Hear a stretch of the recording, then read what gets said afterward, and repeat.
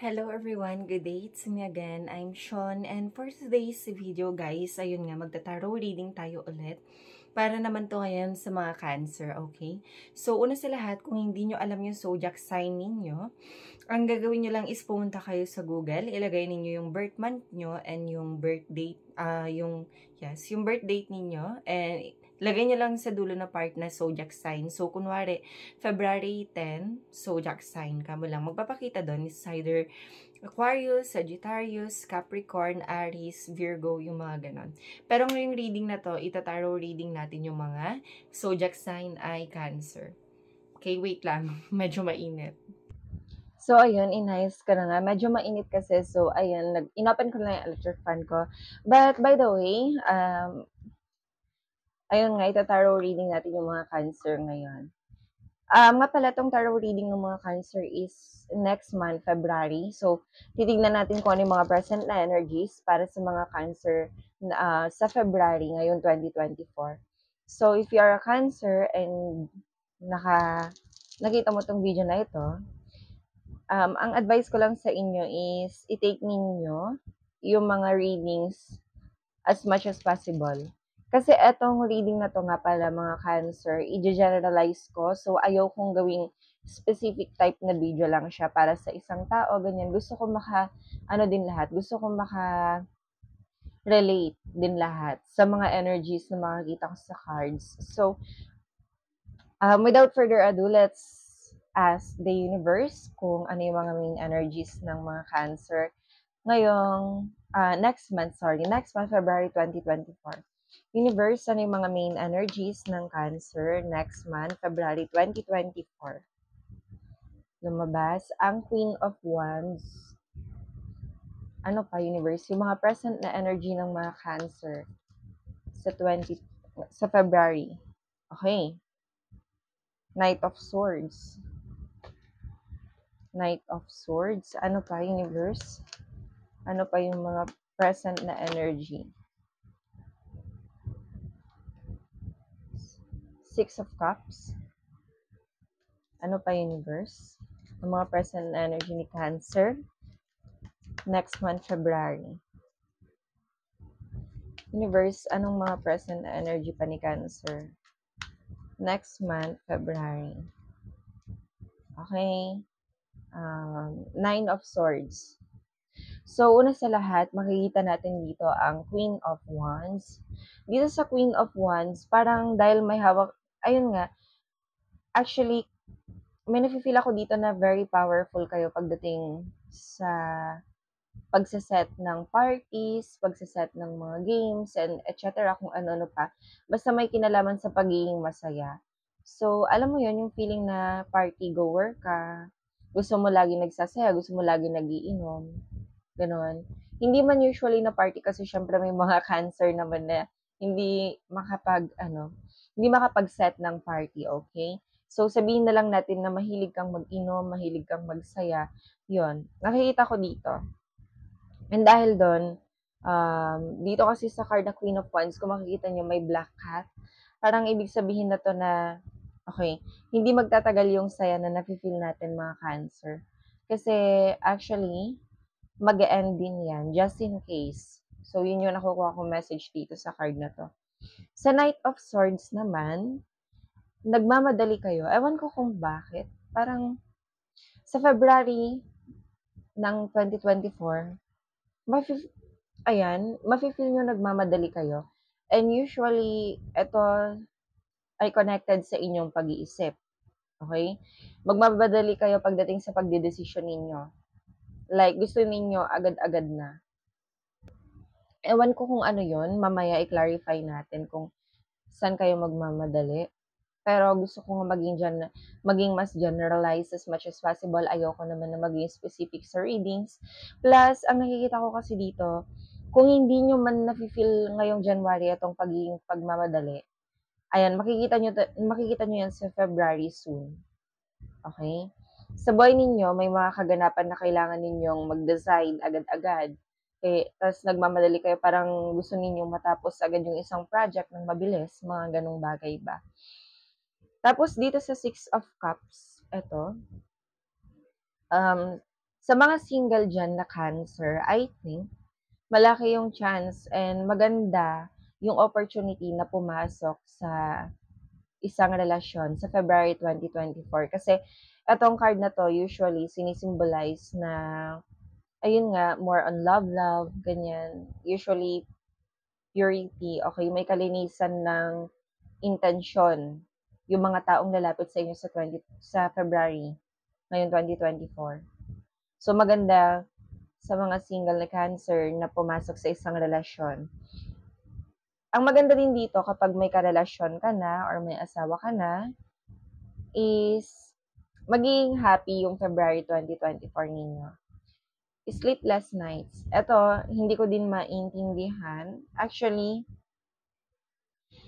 etong card na to sinasabi na yung February 2024 sa inyong mga Cancer is a very draining month. Kumbaga, nakakatanggal or nakaka-drain siya ng energy para sa inyo. Ewan ko kung sa papaanong paraan, pero mafe-feel ninyo yan sa 2024. Kung hindi nyo pa nafe-feel sa February, I should say, kung hindi nyo pa nafe-feel yan ngayong January, makikita ninyo sa February kung ano yung ibig sabihin ng card na yan. Tignan muna natin, i-clarify natin yung King of Swords. Universe, anong mga energies pang meron dito sa Knight of Swords, sorry. Anong energies pa ang meron dito? Bakit may Knight of Swords na energy ang mga Cancer sa February 2024? So, ayan, natapon yung braha. The Hierophant. So, actually, may mga somethings, ewan ko kung ano yun. Gusto ko kasing ma-generalize as much as possible and gusto ko na makarelate kayo as much as possible. Lagi niyong tatandaan to. There are things sa February na kailangan ninyong magdesisyon. Mga Cancer, kailangan ninyong mag-decide kasi pag hindi kayo nag-decide, parang kaya kayo nagmamadaling mag-decide kasi kapag hindi kayo naka-decide ng maaga, parang may masasaktan. Okay? Pag di kayo nagsalita kaagad. Nasa inyo kasi yung parang hinihintay. Ewan ko kung sinong mga tao to, pero may mga naghihintay ng sagot sa inyo. Okay? Yun lang yun. Yun lang yung nakikita ko doon na energy kung bakit kayo magmamadali. Sana nakarelate kayo doon at sana na-generalize ko siya as much as possible. Magmamadali kayo kasi may kailangan kayong gawin at yun nga, kayo lang ang nakakagawa nun. And usually, feeling ko, para rin naman siguro sa ikakabuti nyo yun, mga Cancer. And yung lumabas kanina na Nine of Swords, tingnan natin kung anong ibig sabihin nun. So, Universe, bakit merong energy ang Cancer na Nine of Swords? Okay? Actually, 4 yung lumabas na card para i-clarify itong Nine of Swords. Una sa lahat, may The Hangman. Pangalawa, may Ace of Cups. Pangatlo, may Ace of Swords. Okay, daming alas. At pang-apat, merong Nine of Wands. More on 9 ang energy and 1. 1, 9. Ewan ko din kung bakit yun. Pero I think kasi kapag 1, masyadong malakas ang energy, solitary, which means sinosolo nyo. I think yes, malaking possibility to kasi dito sa mga cards nakikita ko mag-isa lang sila. May sosolohin kayong problema sa February 2024, mga Cancer. Kung hindi nyo pa nakita yung problem na yun ngayong month ng January, malalaman nyo din sa February.